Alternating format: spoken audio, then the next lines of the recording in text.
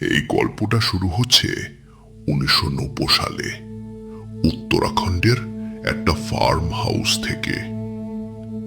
জায়গাটা একদম নির্জন, চারপাশে জঙ্গল আর খুব শান্ত পরিবেশ। এই ফার্ম হাউসটার মালিক হলো অর্জুন। সে একজন বিজনেসম্যান আর এখন কলকাতায় থাকে। বাড়িটার দেখাশোনা করার জন্য সে রাজু নামে একটা ছেলেকে কেয়ারটেকার হিসেবে রেখেছিল। রাজু গত 10 বছর ধরে এই কাজটা করে আসছে। রাজু খুব সৎ আর ভালো মানুষ। সে 25 বছর বয়সে এই কাজটা শুরু করেছিল। রাজুর যা যা দরকার হতো সবকিছুই অর্জুন ঠিক মতো দিয়ে দিত। কোনো কিছুরই অভাব রাখত না সে। কিন্তু এই বছরে হঠাৎ করে সবকিছু একটু বদলে গেল। অর্জুন এখন প্রায় প্রতি সপ্তাহে এই ফার্ম হাউসে আসতে শুরু করলো। শোন রাজু, এখন থেকে রাতে ঠিক 9টার সময় কারেন্ট চলে যাবে আর ভোর 3টের আগে আসবে না। তাই আগে থেকে একটু প্রস্তুতি নিয়ে রাখিস। আমি তোকে কিছু টাকা দিয়ে যাচ্ছি। ওই টাকা দিয়ে কয়েকটা দরকারি জিনিস কিনে নে, লাইট, চার্জার, এসব, যেন অন্ধকারে কোনো অসুবিধা না হয়, বুঝলি? কিন্তু আমাদের এখানে তো এসব জিনিস সহজে পাওয়া যায় না, আর আগে তো কোনোদিন এমন সমস্যা হয়নি। তাহলে তুই শহরে গিয়ে দরকারি জিনিসপত্রগুলো কিনে নিয়ে আসবি। তারপর সকালবেলা অর্জুন ফার্ম হাউস থেকে বেরিয়ে কলকাতার উদ্দেশ্যে রওনা দিল। পরের দিন বিকেলের দিকে রাজু দরকারি জিনিসপত্র কেনার জন্য শহরের উদ্দেশ্যে বেরিয়ে পড়ল। রাজু বাড়িতে ফিরে আসার পর হঠাৎ এমন একটা জিনিস দেখল যেটা দেখে তার শরীর ঠান্ডা হয়ে গেল। মুহূর্তের মধ্যেই ভয়ে সে দৌড়ে বাড়ির এক কোণে গিয়ে লুকিয়ে পড়ল। তার পুরো শরীর কাঁপতে লাগলো আর ভয়ে সে প্রায় কথা বলার শক্তিও হারিয়ে ফেলেছিল। কিছুক্ষণ পরে কাঁপা হাতে রাজু তার মালিককে ফোন করলো। হ্যালো মালিক, আমি বলছি তুমি তাড়াতাড়ি এখানে চলে আসো।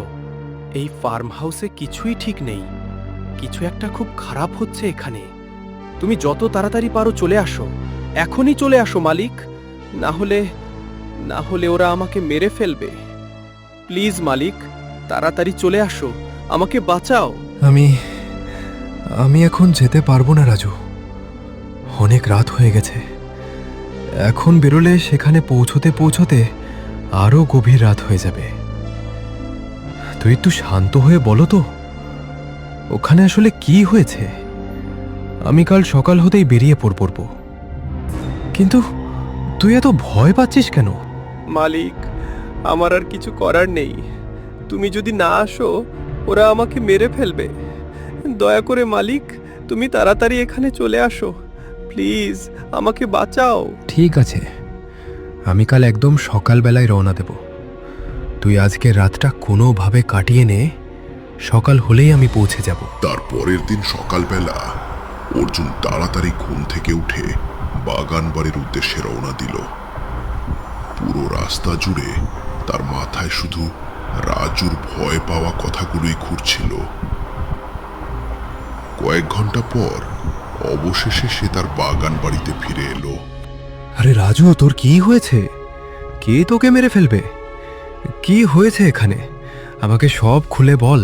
আরে মালিক, তুমি ভয় পাচ্ছ না? কেন? কি হয়েছে এখানে? ওই তো তোমার পিছনে দাঁড়িয়ে আছে, তাকে দেখে তোমার ভয় লাগছে না? কে আছে আমার পিছনে? কোথায়? এখানে তো কেউ নেই। আমি দেখতে পাচ্ছি মালিক, তোমার পিছনেই ও দাঁড়িয়ে আছে। রাজু খুব ভয় পেয়ে গেছে, তাই হয়তো এসব বলছে। যাই হোক, কাল রাতে তোর সঙ্গে আসলে কি হয়েছিল? কাল যখন আমি শহর থেকে জিনিসপত্র কিনে বাড়ি ফিরছিলাম, তখন পুরো রাস্তা একদম ফাঁকা ছিল। চারপাশে কাউকে দেখা যাচ্ছিল না, শুধু নিস্তব্ধতা আর অদ্ভুত একটা নীরবতা ছিল। কিন্তু বাড়ি কাছাকাছি আসতেই হঠাৎ আমার মনে হতে লাগলো যেন কেউ আমার পেছন পেছন আসছে। আমি কয়েকবার পেছনে ফিরে তাকালাম, কিন্তু কাউকেই দেখতে পেলাম না। তবুও কেন জানি না বারবার মনে হচ্ছিল কেউ যেন আমার একদম কাছেই আছে, আমার সঙ্গেই হাঁটছে। তারপর যখন আমি ঘরের ভেতরে ঢোকার জন্য দরজাটা খুললাম, তারপর তারপর কি হলো রাজু? তারপর আমি ঘরে এসে সব লাইট চার্জে লাগিয়ে দিলাম। তার কিছুক্ষণ পর রাতের খাবার বানাতে শুরু করলাম, কিন্তু রান্না করতে করতে বারবার মনে হচ্ছিল যেন ঘরের আশেপাশে কেউ ঘুরে বেড়াচ্ছে। কয়েকবার এদিক ওদিক তাকালাম, কিন্তু কাউকে দেখতে পেলাম না। খাবার তৈরি হওয়ার পর হঠাৎ খেয়াল করলাম জানলার পাশ থেকে যেন কেউ আমাকে দেখছে। শুধু দেখছেই না, মনে হচ্ছিল সে আমার দিকে তাকিয়ে হাসছে। আমি সাহস করে জানলার কাছে গেলাম, কিন্তু সেখানে পৌঁছে দেখি কেউ নেই। তখন আমি ভয় পেয়ে তাড়াতাড়ি খাবার খেয়ে নিলাম। এরপর বাড়ির পাশের জঙ্গলের দিকে তাকাতেই দেখলাম যেন কেউ একজন ঘুরে বেড়াচ্ছে। ঠিক সেই সময় একটা অদ্ভুত শব্দও শুনতে পেলাম। আমি লাইট জ্বালাতে গেলাম, কিন্তু তখনই কারেন্ট চলে গেল। তখন তোমার কথা মনে পড়ল মালিক। তুমি বলেছিলে কারেন্ট অফিস থেকে খবর এসেছে রাত 9টা থেকে ভোর 3টা পর্যন্ত বিদ্যুৎ থাকবে না। কথাটা মনে পড়তেই আমার ভয় আরো বেড়ে গেল। আমি দৌড়ে গিয়ে চার্জে রাখা লাইটগুলো জ্বালানোর চেষ্টা করলাম, কিন্তু কোনোভাবেই সেগুলো জ্বলছিল না। অনেক চেষ্টা করার পর অবশেষে একটা লাইট জ্বালাতে পারলাম, আর লাইট জ্বালানোর পর যা দেখলাম সেটা দেখে আমার বুক কেঁপে উঠল। মনে হলো আমার একদম পাশে একটা বিশাল ছায়ামূর্তি দাঁড়িয়ে আছে। ওকে দেখে আমি আর এক মুহূর্তও সেখানে দাঁড়িয়ে থাকতে পারিনি। সবকিছু ফেলে দিয়ে দৌড়ে বাড়ির এক কোনায় গিয়ে লুকিয়ে পড়লাম। মালিক, আমি কাল রাত থেকে ওই কোনাতেই বসে আছি। ভয়ে আজ পর্যন্ত সেখান থেকে বেরোতে পারিনি। এসব আবার কি করে সম্ভব রাজু? এত বছর ধরে এই বাগান বাড়ি আছে, কোনোদিন তো এমন কিছু হয়নি। আর তুইও তো এখানে 10 বছর ধরে কাজ করছিস, এখন হঠাৎ এমন সব কথা বলছিস কেন? ফালতু কথা বলিস না, এরকম কিছু হতেই পারে না। তুই ভয়ে এসব ভাবছিস। চল, চুপচাপ ঘরের ভেতরে আয়, একটু বিশ্রাম নে, তারপর ঘুমিয়ে পড়ো। দেখবি সকালে সব ঠিকঠাক মনে হবে। না মালিক, আমি জানি আমি রাতে কি দেখেছি। আমি নিজের চোখে দেখেছি, ওটা কোনো ভুল ছিল না। আজ রাতে আপনিও ওটাকে দেখতে পাবেন মালিক। আপনি জানেন না এই জায়গায় আসলে কি আছে। এখানে কিছু একটা আছে মালিক, খুব ভয়ঙ্কর কিছু। ঠিক আছে, তুই এখানেই থাক। আগে আমাকে একটু খাবার টাবার দে, অনেক রাত হয়ে গেছে। পুরো রাস্তা জুড়ে আমার মনে হচ্ছিল এখানে হয়তো সত্যি বড় কিছু একটা ঘটেছে। কি হয়েছে, কি অবস্থা, এসবই ভাবতে ভাবতে আমি এখানে এসেছি। কিন্তু এখন তোর কথা শুনে মনে হচ্ছে তুই ভয়ে একেবারে ভুলভাল ভাবছিস। তারপর অর্জুন ঘরের ভেতরে চলে গেল। ঘরে বসে সে রাজুর বলা কথাগুলো নিয়ে ভাবতে লাগলো। নিজের কাছে থাকা সব দরকারি জিনিস, গাড়ির চাবি, ঘরের চাবি আর অন্যান্য জিনিসপত্র এক জায়গায় গুছিয়ে রাখলো। এরপর সে ঘুমানোর জন্য বিছানায় শুয়ে পড়ল।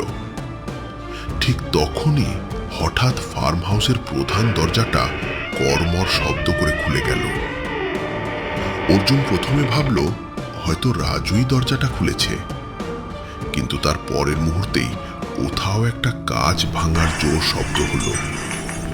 শব্দটা শুনে অর্জুন চমকে উঠল।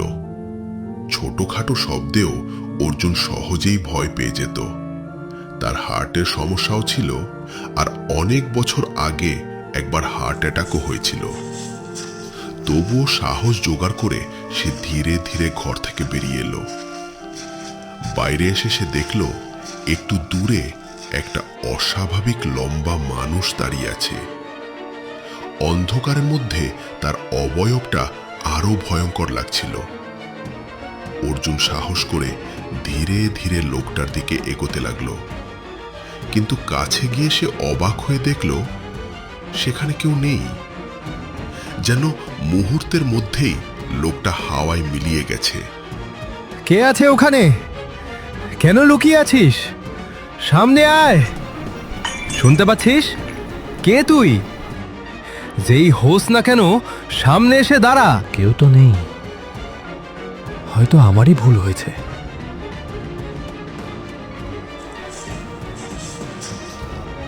এটা হয়তো আমার মনের ভুল। এতটা রাস্তা গাড়ি চালিয়ে এসেছি বলেই হয়তো এমন মনে হচ্ছে।